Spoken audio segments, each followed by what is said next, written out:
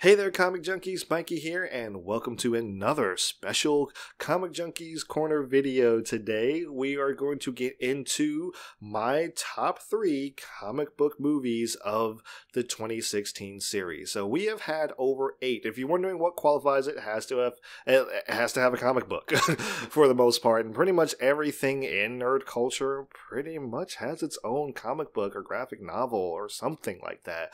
So a lot of these are going to apply. We have had over 8 comic book movies come out this year. And I'm not going to lie, up until a certain movie came out, this was a really tough list to compile because we didn't have a lot of W's this year. I gotta be perfectly honest, we didn't have a lot of W's this year. We've had a couple that were just like right there, and then a particular movie came out and I was just like, all right, well, it kind of threw a monkey wrench because I already had this list compiled and ready to go, and then it was just like, oh, I'm going to come out and be better than all of them. I'm like, oh, all right, well, I guess you're going to get the number 1 spot. You want to figure out what that is? Let's go through the countdown and find out. Number 3. Captain America Civil War. Now, I really enjoyed this movie. Did it have the impact that I felt like it could have had or live up to the potential that it could have lived up to? Not really.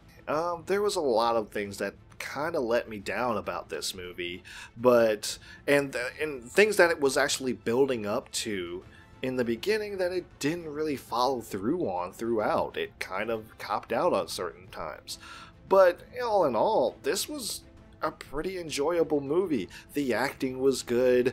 The characters were still as interesting as they ever could be. The airport fight scene was pretty awesome.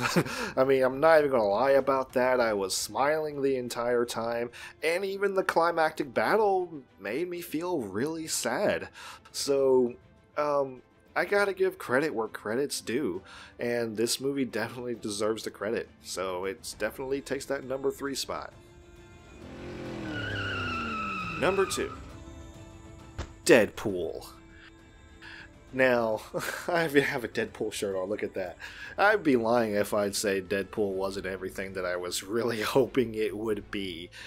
From the way this movie the way this movie was marketed to seeing the actual movie itself, it gave you it told you what it was going to be, and it followed through 100%. It was funny, it was action filled, you got the fourth wall breaking constantly, and it was just flat out enjoyable. Excuse me.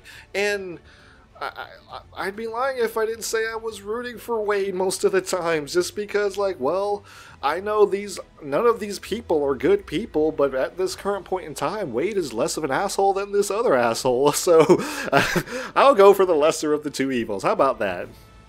Not saying Wade was evil or anything, I'm just saying, like, he wasn't a good guy, and this movie never made him out to be a 100% good guy. He just did things, you know. It was a revenge film. It was pretty formulaic revenge film, but it did the formula and made fun of itself throughout and everything, so it was fun to watch. And like I said, I'd be lying if it wasn't everything I really wanted in a Deadpool movie.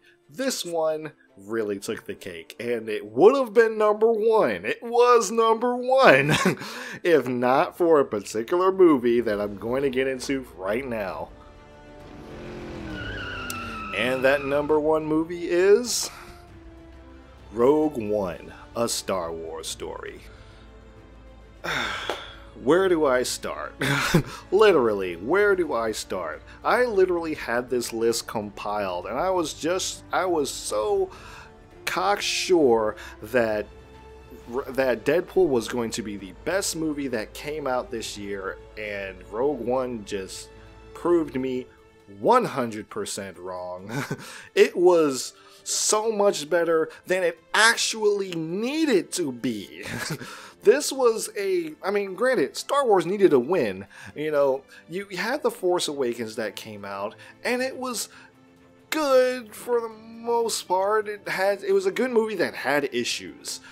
And if I'll get into that in another video, but this movie was grounded, it was gritty, it was lighthearted at times, and it was, this movie made Star Wars, it took the wars part of the Star Wars title very seriously. It felt like a war. You felt like you were watching people go through a war. And the tone was perfect. You had a cast of characters that you didn't really know much about, but you didn't have to because it made you care about them. So, you know, like, that's something when you cannot give us a character a backstory, but you can still make that character, you was like, yeah, I still like this guy, I'm still rooting for this guy, I'm still on board with him or her. You know, that's saying something. That's some really good, that's some good writing if you can do that, because like usually when you follow somebody you want to know about them and you don't know too much about them, being honest. But this movie just it made me leave the theater and makes me want to go in and pop in the other Star Wars movies. Like, right as soon as I left, I wanted to see more Star Wars. And I'm going to see this movie again in theaters. I'm probably going to see it multiple times before because it is really that good. And I haven't seen a movie that I've wanted to do that for in a long time except for Deadpool. So yeah, this one movie definitely took the cake, and I gotta, like I said, gotta give it up to the writers and everyone that was in part of Rogue One, because they definitely, this movie was definitely far better than I ever expected it to be. So there you go, guys. Those are my top 3 comic movies of the year. Pretty much. That's what do you think? What were your favorite comic book movies of the year? And like I said, it's anything that has a comic book attached to it. I mean, it could have been. I'm pretty sure most of the, yeah, everything that's pretty much nerd culture has some form. I think Star Trek actually does have a comic book. So like if Star Trek is one of them, put it in the comments below. Let me know what you think. I mean, what were your favorite 3 movies of the year? Your top 3 that you went to go see in the theaters, what were those? Put it in the comments below. Let me know. Don't forget to check out my friend JJ's blog at 4comicjunkies.blogspot.com.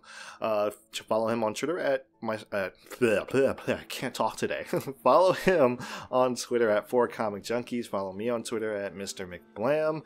If you enjoyed this video, give it a big thumbs up. Subscribe if you're new, and I will see you in the next video.